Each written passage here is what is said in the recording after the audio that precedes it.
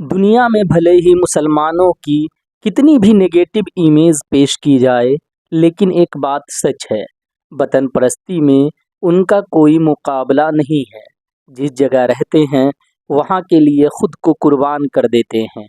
इसकी वजह यह है कि वतन से मोहब्बत उनके ईमान और मज़हब का अटूट हिस्सा है। खैर, हिंदुस्तानी मुसलमानों ने इसकी बड़ी मिसालें पेश की हैं। मुसलमानों की एक और कम्युनिटी है जिसने भी वतन परस्ती के मामले में एक लंबी लकीर खींच दी है, लेकिन हर वतन परस्त मुस्लिम की तरह इनका भी वही दर्द है कि अपने वतन पर कुर्बान हो जाने के बाद भी इन्हें शक की नज़र से ही देखा जाता है। इनकी वतन परस्ती पर सवाल उठाया जाता है और बार बार इन्हें अपनी देशभक्ति साबित करनी पड़ती है। आज हम जिन मुसलमानों की बात कर रहे हैं वह बेचारे मुसलमान हैं इज़राइल के। इज़राइल के दक्षिण में पड़ता है नक़ब का रेगिस्तान। यहीं ये बेचारे मुसलमान रहते हैं। अगर ये बद्दू मुसलमान न होते तो शायद आज इज़राइल का वजूद भी न होता। ये वही मुसलमान हैं जो इज़राइल पर कुर्बान हो गए। तुर्क फौजियों की खबर अंग्रेज़ों को दी। इसके नतीजे में इसराइल तो बन गया और बाद में इस इज़राइल ने इन मुसलमानों को बेघर कर दिया। आइए आज जानते हैं कि कौन है ये मुसलमान, कहाँ से आए, इज़राइल को बनाने में इनका क्या रोल है और इज़राइल ने इनके साथ क्या सुलूक किया। आइए पहले नंबर पर हम उनको जान लेते हैं, यानी उनका तारुफ करवाते हैं। इज़राइल के दक्षिण में नक़ब का रेगिस्तान है। इसे नेगेव के नाम से जाना जाता है।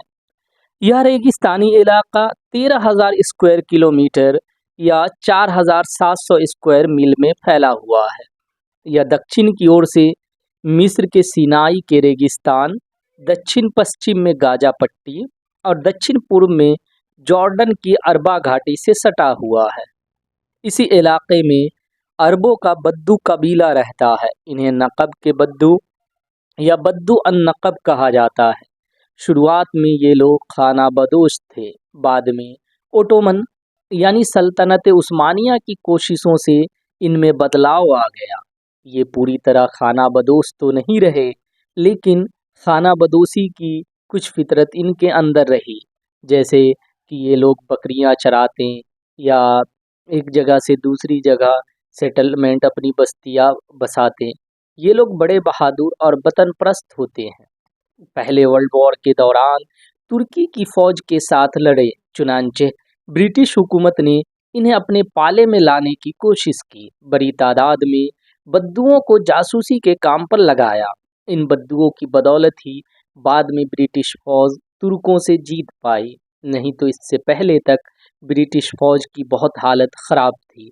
अगर एक तरह से देखा जाए तो यहूदी रियासत इज़राइल के क़याम में इन बद्दू मुसलमानों का बड़ा हाथ रहा है, लेकिन बदकिस्मती यह रही कि बाद में इज़राइल ने इन लोगों की ही बस्ती को गैर कानूनी करार दे दिया। दुनिया को झांसा देने के लिए कुछ बस्तियां बसाई। इज़राइल ने दुनिया को कहा कि हम कुछ इलाके बसा रहे हैं, वहाँ उन बद्दुओं को पूरी सहूलियत मुहैया कराएंगे। हम चाहते हैं कि ये बद्दू खाना बदोशी की ज़िंदगी छोड़कर आराम की ज़िंदगी गुजारें, लेकिन ये महज एक हसीन धोखे के अलावा कुछ और नहीं था। बद्दुओं की बस्तियां तो बसाई गई, लेकिन वहाँ बुनियादी सहूलियत तक भी नहीं है। एक तरह से इन बद्दुओं को खुली जेल में कैद कर दिया गया है। इसके बावजूद भी ये बद्दू इज़राइली फौजियों के लिए ढाल की तरह काम करते हैं। हमास की सुरंगों के जाल से बचाने में अहम किरदार निभाते हैं। हमास के जंगजुओं की खबर इन तक पहुंचाते हैं, वहां की आर्मी में अपनी सेवा देते हैं। इन सब के बाद भी इज़राइल में इन बद्दुओं को शक की निगाहों से देखा जाता है। वहां ये हमेशा निशाने पर रहते हैं। आइए दूसरे नंबर पर हम उनकी तारीख या इतिहास को खंगालते हैं। नक़ब के इलाके में रहने वाले बद्दू अरब, जॉर्डन, मिस्र और सिनाई से आए, यानी ये लोग माइग्रेट करके आए हुए हैं। 18वीं सदी के बाद उनका इस इलाके में आना हुआ। इसी बिना पर नक़ब के बाशिंदों को 3 कैटेगरी में बांटा जाता है। एक अरब से आने वाले खाना बदोश, दूसरे से सिनाई से आने वाले खाना बदोश اور تیسرے فلسطین کے کسان۔ نقب میں ان کا سب سے بڑا قبیلہ الترابین ہے۔ اس کے علاوہ التیاحہ اور العجمہ بڑے قبیلے ہیں۔ 7ویں صدی میں جب راشدون خلافت نے علاقوں کو جیت لیا تو یہاں کے رہنے والے باشندے اسلام لے آئے۔ تب سے نقب کے یہ باشندے اسلام کی پیروی کرتے ہیں۔ اس دور میں ان کی زندگی میں کافی بدلاؤ آیا۔ جب عباسیوں کے دور میں دارالحکومت بغداد شفٹ ہو گیا تو ان پر بہت اثر پڑا۔ 19ویں صدی سے پہلے تک یہ خانہ بدوشوں کی زندگی گزار رہے تھے۔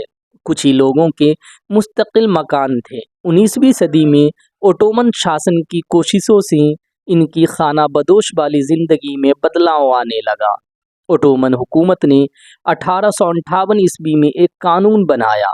اس قانون کے ذریعے ان لوگوں کو بڑھاوا دیا گیا کہ اپنی زمین کو رجسٹرڈ کروائے۔ اس کے بعد یہاں کے کچھ باشندوں نے اپنی زمین کو رجسٹرڈ کروایا، پھر بھی بڑی تعداد میں خانہ بدوش لوگ یعنی انہوں نے اپنی زمین کو رجسٹرڈ نہیں کرایا اور خانہ بدوشی کو ہی چنا، اور یہیں پہ وہ بہت بڑی غلطی کر گئے۔ اوٹومن حکومت نے ان کے لیے یہ ایک نیک پہل کی تھی اور اس کو وہ سمجھ نہیں پائے، یا ان کے جو بیچ کے لیڈر تھے انہیں سمجھا نہیں پائے یا سمجھنا نہیں چاہتے تھے۔ اس کا نقصان یہ ہوا کہ بعد میں اسرائیل نے جب ان علاقوں پر قبضہ کیا تو یہ کہہ دیا کہ ان لوگوں کے پاس تو کاغذ ہے ہی نہیں، یعنی یہ یہاں کے غیر قانونی باشندے ہیں، یہاں کی زمینوں پر ان کا کوئی حق نہیں ہے۔ یعنی اوٹومن حکومت کی ایک نیک پہل کا یہ کوئی فائدہ نہیں اٹھا پائے۔ آئیے اب جانتے ہیں کہ اسرائیل بننے کے بعد ان کا کیا حشر ہوا۔ 1948 عیسوی میں اسرائیل کی ناجائز ریاست قائم کی گئی۔ اس وقت تک نقب کے علاقے میں قریب 1 لاکھ عرب باشندے رہتے تھے۔ نقب موجودہ وقت میں اسرائیل کا دکشنی حصہ ہے۔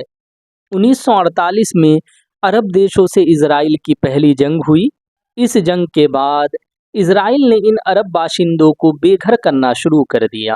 اس جنگ کے ختم ہونے تک نقب میں صرف 11,000 عربی باشندے رہ گئے۔ زیادہ تر لوگ جارڈن، مصر، غزہ کی پٹی اور سینائی کے علاقے میں جانے کے لیے مجبور ہو گئے۔ 1950 کی شروعات میں اسرائیل نے نقب کے باشندوں کو ایک علاقے میں بھیجنا شروع کیا۔ اس علاقے کا نام السیاز تھا۔ یہاں نقب کے باشندوں کو فوج کے پہرے میں رکھا گیا۔ پشچمی اور اتری نقب کے سارے عرب گاؤں کو اجاڑ دیا گیا اور وہاں کے باشندوں کو سیاز میں بھیج دیا گیا۔ سیاز یعنی عرب کے ان باشندوں کے لیے کھلی جیل تھی۔ 1965 عیسوی میں اسرائیل نے ایک قانون بنایا۔ اس میں پورے سیاز علاقے کو کھیتی والا علاقہ قرار دے دیا، یعنی وہاں گھر بنا کر رہنا غیر قانونی ہو گیا۔ اس کا مطلب یہ ہوا کہ ایک ہی جھٹکے میں اسرائیل کی ناجائز ریاست نے وہاں کے ہی اصل باشندوں کو غیر قانونی قرار دے دیا۔ اس کے علاوہ اسرائیل یہ بھی نہیں مانتا کہ نقب کی زمینوں پر ان لوگوں کا کوئی حق ہے۔ فی الحال نقب کے علاقے میں قریب 2.5 لاکھ عرب باشندے رہتے ہیں۔ یہ 3 طرح کی بستیوں میں رہتے ہیں۔ ایک وہ بستیاں ہیں جسے اسرائیل سرکار نے دنیا کی نظروں میں دھول جھونکنے کے لیے بنایا ہے۔ ان علاقوں کو خیر اسرائیل سرکار مانیتا دیتی ہے۔ ایسے علاقے یا ٹاؤن کی تعداد 7 ہیں۔ یہاں کے رہنے والے لوگوں کو تھوڑی بہت سرکاری سہولیت مل جاتی ہے۔ 1950 کے دشک میں اسرائیل نے یہ بستیاں بسانی شروع کی۔ اس کا مقصد انٹرنیشنل کمیونٹی کو دھوکہ دینا تھا۔ دوسرے ٹائپ میں ایسے 11 گاؤں شامل ہیں جسے ابھی آ کر اسرائیل نے مانیتا دی ہے۔ تیسری کیٹیگری میں 35 گاؤں ہیں جنہیں اسرائیل غیر قانونی مانتا ہے۔ ان گاؤں میں رہنے والے لوگوں کو کوئی سہولیت اور حق حاصل نہیں ہے۔ مزے کی بات یہ ہے کہ یہ وہ گاؤں ہیں جو اسرائیل کی ناجائز ریاست کے قیام سے صدیوں پہلے سے ہیں، یعنی نقب کے یہ باشندے صدیوں سے یہاں رہ رہے ہیں اور انہیں اسرائیل کی اس ناجائز ریاست نے غیر قانونی قرار دے دیا ہے۔ یہاں کے لوگوں کو وقت وقت پر پریشان کیا جاتا ہے۔ ان کے گھر مکان وغیرہ توڑ دیے جاتے ہیں۔ آئیے اب اسرائیل کی درندگی کی بات کرتے ہیں۔ یہ ہے اس کا بلڈوزر سسٹم۔ اس میں کوئی شک نہیں کہ ان علاقوں میں لوگ صدیوں سے رہ رہے ہیں، لیکن ان گاؤں کو اسرائیل غیر قانونی مانتا ہے۔ اس وجہ سے ان گاؤں میں رہنے والے لوگوں کو مکان بنانے کے لیے پرمٹ نہیں ملتا۔ اس وجہ سے یہاں کے لوگ نہ تو اپنا گھر بنا پاتے ہیں اور نہ ہی ان کی مرمت کرا پاتے ہیں۔ اگر کوئی ایسا کرتا ہے تو اسرائیلی بلڈوزر ان کے گھر کو گرا دیتے ہیں۔ اسرائیل کا یہ بلڈوزر نظام صرف ان گاؤں تک ہی محدود نہیں ہے جنہیں وہ مانیتا نہیں دیتا، بلکہ مانیتا والے گاؤں اور شہروں میں بھی مکان توڑے جاتے ہیں، بلکہ دھیرے دھیرے ان علاقوں میں یہودیوں کو بسایا جا رہا ہے۔ حال ہی میں اسرائیل کے سپریم کورٹ کا ایک فیصلہ آیا۔ یہ نقب کے لوگوں کے لیے اور برا ثابت ہوا، کیونکہ اس کی وجہ سے اب یہ لوگ اپنی زمینوں پر حق بھی نہیں جتا سکتے۔ اتنا سب کچھ ہونے کے بعد بھی نقب کے یہ بدو اسرائیل پر جان دیتے ہیں۔ اسرائیلی ڈیفنس فورس یعنی IDF کی ایک الگ بٹالین ہے۔ اسے ڈیزرٹ ریکونسنس بٹالین کہا جاتا ہے۔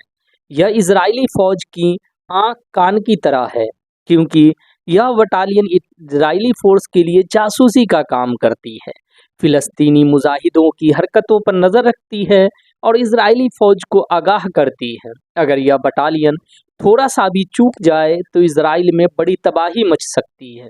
اس میں 80% سے بھی زیادہ نقب کے بدو ہیں۔ اس بٹالین کو اسرائیل نے 1980 میں بنایا تھا۔ تب سے یہ غازہ پٹی کی سرحد پر تعینات ہے۔ موجودہ وقت میں نقب کے بدو کی اس بٹالین میں تعداد قریب 1500 ہے۔ ان لوگوں کی سب سے بڑی دقت یہ ہے کہ غازہ کے لوگ انہیں غدار سمجھتے ہیں اور ادھر اسرائیل میں بھی انہیں شک کی نگاہوں سے دیکھا جاتا ہے۔ اسرائیل پر سب کچھ قربان کرنے کے بعد بھی ان لوگوں کے ساتھ سوتیلا سلوک کیا جاتا ہے، بلکہ دھیرے دھیرے ان کے علاقے میں یہودیوں کو بسایا جا رہا ہے، انہیں بھگایا جا رہا ہے۔ تو دوستو، یہ ہے نقب کے بدوؤں کی اصل کہانی، جس نے ایک ایسے ملک پر خود کو قربان کر دیا جو اسے اپنا شہری تک نہیں مانتا۔ دوستو، اس کے ساتھ ہی ہماری یہ ویڈیو سٹوری ختم ہوتی ہے۔ یہ ویڈیو کیسا لگا کامنٹ کر کے بتائیں۔ اگر ویڈیو پسند آیا ہو تو لائک اور شیئر کرنا نہ بھولیں۔ ساتھ ہی ہمارے چینل پر نئے ہوں تو اسے سبسکرائب کر لیں اور بیل کے آئیکن کو بھی دبا دیں تاکہ ہمارے نئے ویڈیو کا اپڈیٹس آپ کو آسانی سے مل جائے۔ پھر ملتے ہیں نئے ویڈیو کے ساتھ، تب تک کے لیے خدا حافظ۔